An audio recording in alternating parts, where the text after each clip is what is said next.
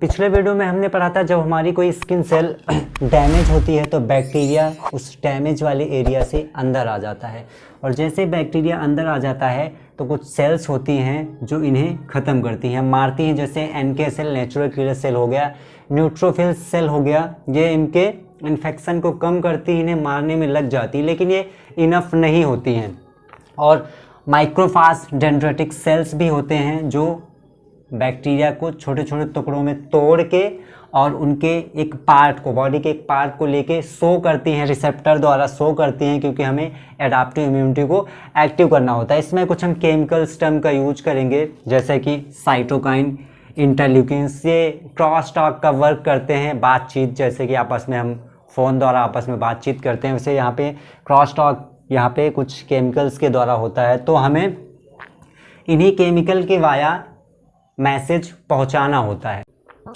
ये भी जो इम्यूनिटी है सेलुलर और ह्यूमरल दो प्रकार की होती है। एडाप्टिव इम्यूनिटी में इसे दो भागों में बांटा गया है, सेलुलर और ह्यूमरल। ठीक, तो सेलुलर में टी सेल और बी सेल। सेलुलर में दो सेल हैं, कौन कौन सी? टी सेल और बी सेल। और ह्यूमरल में एंटीबॉडी।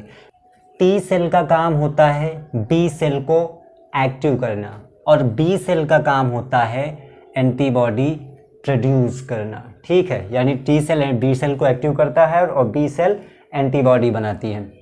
और ये जो ह्यूमरल इम्यून सिस्टम है हमारे शरीर में, जब तक एंटीबॉडी नहीं बनती है, यानी कोई इन्फेक्शन हमारे शरीर में हो रखा है, कोई माइक्रो ऑर्गेनिज्म, सूक्ष्म जीव हमारे शरीर में जब आ जाता है, तो तब तक ये जो ह्यूमरल इम्यूनिटी है हमारे शरीर में, इसके अंतर्गत कुछ प्रोटीन्स आते हैं, वो हमारी इम्यूनिटी को बूस्ट करता रहता है, इम्यूनिटी सिस्टम को बूस्ट करता रहता है। कब तक बूस्ट करता है? जब तक कि हमारे शरीर में एंटीबॉडी नहीं बन जाती है, तब तक ह्यूमरल इम्यूनिटी जो सिस्टम है वो हमारे शरीर को बूस्ट करता रहता है। कुछ प्रोटीन्स हैं जो लड़ते हैं जब तक हमारे शरीर में एंटीबॉडी बन नहीं जाती है। ठीक है, तो ये टोटल फंडा है एडाप्टिव इम्यूनिटी का कि टी सेल बी सेल को एक्टिव करता है और बी सेल एंटीबॉडी प्रोड्यूस करता है, और ह्यूमरल सेल जब तक एंटीबॉडी नहीं बनती है ह्यूमरल इम्यूनिटी बूस्ट करती रहती है हमारे शरीर को। तो ठीक है, ये तो समझने वाली बात है, इसे समझा दिया गया है, अभी पूरा वीडियो ही बाकी है। चलिए हम इससे देखते हैं, ये जो डायग्राम पूरा मैंने बना के रखा है ये क्या है। मान लीजिए ये पैथोजन, ठीक, कोई एंटीजन है। पैथोजन मतलब कि कोई हानिकारक पदार्थ, जिसे हम पैथोजन बोलते हैं, जिससे बीमारियां होती हैं। ठीक है, पैथोजन हो गया ये, और इसे एंटीजन बोलते हैं। देखिए, एंटीजन और एंटीबॉडी में कन्फ्यूजन होता है, क्योंकि एंटीजन, आप मान लीजिए एंटीजन कोई खराब पदार्थ है, नुकसानदायक, ठीक है, जिससे बीमारियां होती हैं, और एंटीबॉडी एक अच्छी चीज़ है, अच्छा पदार्थ है हमारे शरीर में जो हमें बीमारियों से बचाता है। ठीक है, तो एंटीजन खराब पदार्थ है कोई, और एंटीबॉडी अच्छा पदार्थ है। तो एंटीजन ये जो है, ये एंटीजन को हम कहते हैं एंटीबॉडी जनरेटिंग। एंटीजन का पूरा नाम होता है एंटीबॉडी जनरेटिंग, क्योंकि जब ये एंटीजन हमारे शरीर में आता है, और एंटीजन होता कहाँ पे है? एंटीजन होता है जो बीमारी फैलाने वाले सूक्ष्म जीव होते हैं, चाहे वो फंगस हो गया या वायरस हो गया, बैक्टीरिया हो गया, प्रोटोजोआ हो गया, कुछ भी ये जो हमारे शरीर में बीमारी फैलाते हैं, उनमें क्या होता है? एंटीजन पाया जाता है। और जब वायरस या बैक्टीरिया या प्रोटोजोआ या फंगस कुछ भी हमारे शरीर में जब आता है तो उसके साथ एंटीजन होता है, और एंटीजन जैसे ही हमारे शरीर में आता है तो एंटीबॉडी जनरेट होने लगती है, क्योंकि एंटीजन का फुल फॉर्म है एंटीबॉडी जनरेटिंग। तो ये पैथोजन है जिसमें एंटीजन है। ठीक, ये जैसे ही हमारे शरीर में आता है, पैथोजन ये एंटीजन है, ये जैसे ही हमारे शरीर में आता है, पैथोजन एंट्री इनटू बॉडी, ये जैसे हमारे शरीर के अंदर आता है तो क्या होता है? हमारे अंदर रिस्पॉन्स सिस्टम है। ठीक है, दो प्रकार के हैं, एक है ह्यूमरल रिस्पॉन्स, यानी हमारे शरीर में जैसे ही कोई पैथोजन जाता है तो हमारा शरीर रिस्पॉन्स करता है। तो कौन दो प्रकार के रिस्पॉन्स होते हैं, एक होता है ह्यूमरल रिस्पॉन्स, एक होता है सेल मीडिएटेड रिस्पॉन्स। ठीक है, ये एंटीजन कोई नुकसानदायक पदार्थ हमारे शरीर के अंदर आ गया है, तो अब हमारा शरीर क्या करेगा? रिस्पॉन्स करेगा इस पैथोजन के अगेंस्ट। तो रिस्पॉन्स होगा ह्यूमरल रिस्पॉन्स। ह्यूमरल रिस्पॉन्स में क्या होगा, सेल होती हैं, कौन सी सेल, प्लाज्मा सेल। ये प्लाज्मा सेल है, प्लाज्मा सेल बनती हैं और प्लाज्मा सेल में ही एंटीबॉडीज पाई जाती हैं। ये वाई शेप, एंटीबॉडीज क्या होती हैं, वाई शेप होती हैं। ये एंटीबॉडी बनती हैं, ठीक है। यानी कि जैसे ही हमारे शरीर में कोई पैथोजन आता है तो हमारा ह्यूमरल रिस्पॉन्स होता है और प्लाज्मा सेल से एंटीबॉडी का निर्माण होता है और ये एंटीबॉडी जाके उस एंटीजन को बाइंड करती हैं, मतलब उससे जुड़ जाती हैं और उसके प्रभाव को ख़त्म कर देती हैं, ठीक है। तो ह्यूमरल रिस्पॉन्स में ये होता है। अब सेल मीडिएटेड रिस्पॉन्स की बात करें, जो दूसरा रिस्पॉन्स होता है हमारे शरीर में, सेल मीडिएटेड रिस्पॉन्स, इसमें कुछ सेल्स होते हैं जिनका रोल होता है, जैसे इफेक्टर सेल। या इफेक्टर सेल जो होता है, इफेक्टर सेल के अंतर्गत कुछ अविशिष्ट रुधिराणु और माइक्रोफाज, ये सारे सेल्स जो हैं वो आते हैं और इन सेल्स में स्पेसिफिक रिसेप्टर होता है। क्या होता है, स्पेसिफिक रिसेप्टर, जो उस एंटीजन से बाइंड हो जाता है, उस एंटीजन से जुड़ जाता है और उसे ख़त्म कर देता है। तो ठीक है, जैसे हमारे शरीर में कोई एंटीजन एंट्री लेता है तो हमारे शरीर में दो रिस्पांस होते हैं। एक ह्यूमरल रिस्पांस होता है जिसमें प्लाज्मा सेल से एंटीबॉडी बनती है, और एक होता है सेल मीडिएटेड रिस्पांस जिसमें इफेक्टर सेल होते हैं और उनमें स्पेसिफिक रिसेप्टर होते हैं। ये जो बाहर निकले हुए हैं ये क्या है, ये रिसेप्टर है, और यही रिसेप्टर जाके इनसे एंटीजन से बाइंड हो जाते हैं। तो ये हो गया थोड़ा सा, हम इसको हमने इसलिए बनाया कि जो एडाप्टिव इम्यूनिटी है इसके बारे में थोड़ा सा हम रफली समझ लें। अब हम जो मेन है कि एंटीबॉडी बनती कैसे हैं, क्या क्या प्रोसेस होता है, वो पढ़ेंगे। चलिए देखते हैं, यहाँ पे कुछ केमिकल सिग्नलिंग होगी जिससे कुछ अलग अलग सेल्स एक्टिव होंगी। ठीक है, ये माइक्रोफाज है, माइक्रोफाज यहाँ पे ये एंटीजन है, एंटीजन है, कोई वायरस है बैक्टीरिया का बॉडी पार्ट है, एंटीजन है। और इस वाले पार्ट को MSC सेकेंड बोलते हैं, मेजर हिस्टोकैपेबिलिटी सेकेंड बोलते हैं, इसे भी जानने की जरूरत नहीं है। अब ये माइक्रोफाज है जो वायरस या बैक्टीरिया के एक बॉडी पार्ट को अपने रिसेप्टर से जोड़े हुए है और शरीर के अंदर है। अब इसे पहचानने के लिए, इस एंटीजन को पहचानने के लिए शरीर में कौन आता है, सबसे पहले शरीर में इसको पहचानने के लिए ये जो टी सेल है, टी सेल यहाँ पे पहुँचती है। ये टी सेल है मान लीजिए, और यहाँ पे टी सेल पहुँचती है, इसे बोलते हैं TCR, टी सेल रिसेप्टर। ये जो होता है टी सेल रिसेप्टर होता है, यहाँ पे टी सेल पहुँचता है, इससे बाइंड होता है, इस एंटीजन से अटैच्ड होता है, ठीक है, जिसे T0 या टी नाइफ सेल बोलते हैं। इस T0 टी नाइफ सेल को बिल्कुल भी पता नहीं होता है कि अब आगे क्या करना है, यानी कि बिल्कुल ही अनफ्रेंड होता है, इसे आगे किसको एक्टिव करना है, क्या एक्शन लेना है, बिल्कुल भी नहीं पता होता है। ये सिर्फ आके उस एंटीजन से अटैच्ड हो जाता है, उसके रिसेप्ट एंटीजन से, और यहाँ पे इसको बिल्कुल भी नहीं पता होता है कि आगे क्या करना होता है। देखिए फिर क्या होता है, यहाँ पे माइक्रोफाज एक केमिकल रिलीज करता है जिसे बोलते हैं इंटरल्यूकिन 12। ये इंटरल्यूकिन 12 जैसे ही माइक्रोफाज से रिलीज होता है सिग्नल, माइक्रोफाज भेजता है टी नाइफ सेल को। तो टी नाइफ सेल को जैसे ही सिग्नल पहुंचता है ये एक्टिव होता है और ये क्या करता है, ये बनाता है TH1, यानी कि टी हेल्पर सेल 1। ये बन जाता है टी नाइफ सेल, किसमें कन्वर्ट हो जाता है, टी हेल्पर सेल 1 में कन्वर्ट हो जाता है जैसे इंटरल्यूकिन 12 माइक्रोफाज सिग्नल करता है। ठीक है, अब ये टी हेल्पर सेल 1 जो है ये दो सेल्स को एक्टिव करता है, यानी दो सेल्स में बदल सकता है। एक हो गया टी साइटोटॉक्सिक और एक हो गया TH2।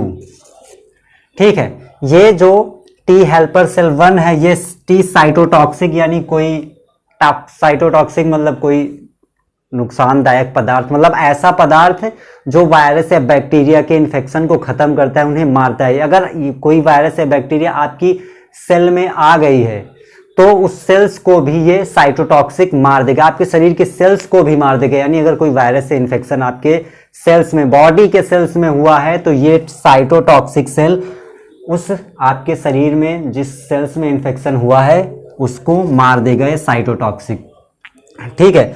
और ये TH2 टी हेल्पर सेल 2, यानी 2 सेल्स यहां पे बनते हैं, T साइटोटॉक्सिक और T हेल्पर सेल सेकेंड। तो यहां पे देखो, यहां पे केमिकल्स रिलीज होते हैं। कौन कौन से केमिकल्स रिलीज होते हैं? इंटरल्यूकिन 2 रिलीज होता है, इंटरल्यूकिन 2 रिलीज होता है T हेल्पर सेल 1 से, तो T साइटोटॉक्सिक बनता है। और इंटरल्यूकिन 10 जब रिलीज होता है तो T हेल्पर सेल सेकेंड बनता है। यानी कि जो T हेल्पर सेल 1 है, यहाँ से केमिकल सिग्नलिंग होती है इंटरल्यूकिन्स की, इंटरल्यूकिन्स 10 की, तो ये बन जाता है TH2। और यहाँ पे यहाँ पे T हेल्पर सेल 1 से जब इंटरल्यूकिन 2 रिलीज होता है तो ये बदल जाता है T साइटोटॉक्सिक में। अब देखिए, ये जो TH2 है, ये TH2 बनाता है B सेल, और B सेल बनाता है एंटीबॉडी। एंटीबॉडी हमारा गोल है, जो हमें बनाना है वो एंटीबॉडी, यानी T हेल्पर सेल 2 है वो एक्टिवेट करता है B सेल को, और B सेल बनाता है हमारी बॉडी में एंटीबॉडी। हमारे शरीर में B सेल्स होते हैं लेकिन एक्टिव नहीं होते, उन्हें पता, ये किसी स्पेसिफिक वायरस या बैक्टीरिया को मार नहीं सकते हैं जब तक इन्हें एक्टिवेट सिग्नलिंग द्वारा एक्टिवेट नहीं किया जाता। हमारी बॉडी के सेल्स में जो B सेल होते हैं वो मौजूद होते हैं पहले से ही, लेकिन ये जो एंटीबॉडी हो, ये रिसेप्टर होते हैं, इन्हें एंटीबॉडी भी बोलते हैं B सेल में, लेकिन ये किसी स्पेसिफिक वायरस या बैक्टीरिया को मारने में सक्षम तब तक नहीं होते हैं जब तक इन्हें सिग्नलिंग नहीं होती है, इन्हें बताया नहीं जाता है उसके बारे में कि इस प्रकार का वायरस या बैक्टीरिया आया है, और आपको इस तरह की एंटीबॉडी को तैयार करना है, कि स्पेसिफिक एंटीबॉडी तैयार करना है उस वायरस बैक्टीरिया को बाइंड करने के लिए, उससे अटैच्ड होने के लिए। तो यहाँ पे TH2 सेल जो होती है वो एक केमिकल रिलीज करती है इंटरल्यूकिन 4। जब इंटरल्यूकिन 4 यहाँ पे केमिकल रिलीज होता है TH2 सेल से, तो B सेल क्या होती है, एक्टिव हो जाती है, और B सेल एंटीबॉडी, इस जो ये बैक्टीरिया शरीर के अंदर आया है और ये इसका जो एंटीजन बाइंड हुआ है T नाइफ सेल से, ये पूरा सिग्नलिंग होते हुए, यानी इसको पूरा एनालिसिस करके कि इस प्रकार का वायरस बैक्टीरिया आया, यहाँ से सिग्नलिंग होते हुए जब B सेल के पास पूरा पहुँचता है, पूरा मैटर पहुँचता है कि इस तरह का वायरस या बैक्टीरिया शरीर में आया है, हमें इस प्रकार की एंटीबॉडी को तैयार करना है, तब ये B सेल क्या करता है, इसके खिलाफ एक स्पेसिफिक एंटीबॉडी को तैयार करने में लग जाता है। मान लीजिए ये बैक्टीरिया हमारे शरीर में आया है, ठीक है, ये बैक्टीरिया आया है, और बैक्टीरिया जो एंटीबॉडी होती है वो Y शेप होती है, यानी Y के आकार की होती है, तो इसको बाइंड करने के लिए यहाँ पे स्पेसिफिक एंटीबॉडी बनेगी, और एंटीबॉडी ऐसे आके इसे बाइंड करने लगेंगी, इससे अटैच्ड हो जाएंगी, बहुत सारी एंटीबॉडी इससे अटैच्ड हो जाएंगी, और इसके इन्फेक्शन को, यानी पूरी तरह से बैक्टीरिया को खत्म कर देंगी। यानी जब तक एंटीबॉडी हमारे शरीर में नहीं बनेगी, कोई भी इन्फेक्शन होगा वो पूरी तरह से खत्म होने वाला नहीं है। तो कुछ ये केमिकल सिग्नलिंग होती है जिसके द्वारा B सेल एक्टिवेट होता है, और जब B सेल एक्टिवेट होता है, जैसे ही TH2 सेल से इंटरल्यूकिन 4 रिलीज होता है, तो ये जो B सेल बदल जाती है प्लाज्मा सेल में, तब इस B सेल को प्लाज्मा सेल बोलते हैं। बहुत लोगों का सोचना यह है कि जब हमारे शरीर में पहले से ही एंटीबॉडी होती हैं तो एंटीबॉडी क्यों बनती हैं। जैसे कि ये B सेल जब तक एक्टिवेट नहीं हुआ था, इसमें एंटीबॉडी होती है, जो रिसेप्टर होते हैं ये एंटीबॉडी होते हैं, फिर इसे एक्टिवेट होने की ज़रूरत क्या है, एंटीबॉडी बनाने की ज़रूरत क्या है, ये क्यों नहीं बाइंड कर देता जाके बैक्टीरिया को। देखिए, जब कोई बैक्टीरिया यानी कोई बैक्टीरिया शरीर के अंदर आता है और माइक्रोफाज एंटीजन उसका शो करता है, तो ये केमिकल सिग्नलिंग पूरी होती है। जब बी सेल एक्टिवेट होता है तभी एंटीबॉडी बनती है, क्योंकि एंटीबॉडी स्पेसिफिक बननी होती, स्पेसिफिक एंटीबॉडी बननी होती, यानी कि उस बैक्टीरिया को कैसे मारना है, उससे कैसे अटैच्ड होना है, पूरी तरह से इसको जो ये बी सेल है, ये बी सेल एंटीबॉडी बनाती हैं।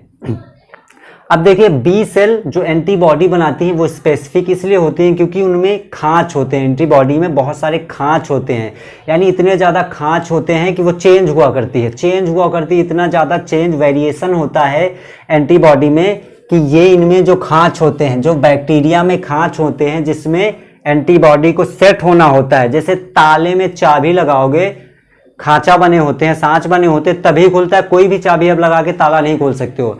उसी प्रकार इसको कैसे उस एंटीबॉडी को इसमें सेट होना है, बाइंड होना है, ये बी प्लाज्मा सेल में वेरिएशन होना चालू हो जाता है, खांच तैयार होना चालू हो जाता है। कोई ना कोई खांच इस बैक्टीरिया वायरस जो हमारे शरीर के अंदर आया होता है उससे मैच ही कर जाता है और एंटीबॉडी बनना तैयार हो जाती है और आके उस खांच से ये अटैच्ड हो जाती है। जैसे ही अटैच्ड हो जाती है, बाइंड होती है, उसको खत्म कर देती है। ऐसा नहीं है कि कोई भी एंटीबॉडी जाके उसे बाइंड कर ले बैक्टीरिया वायरस को, ऐसा नहीं होता। उसके लिए स्पेसिफिक एंटीबॉडी तैयार होती है, उनमें खांच होते हैं, वेरिएशन होता है एंटीबॉडी में, तब जाके वो बहुत ज़्यादा वेरिएशन होता है और खांच जब मैच कर जाते हैं किसी वायरस से बैक्टीरिया जो हमारे शरीर के अंदर आया होता है, तभी एंटीबॉडी उस वायरस से बैक्टीरिया को बाइंड करती हैं।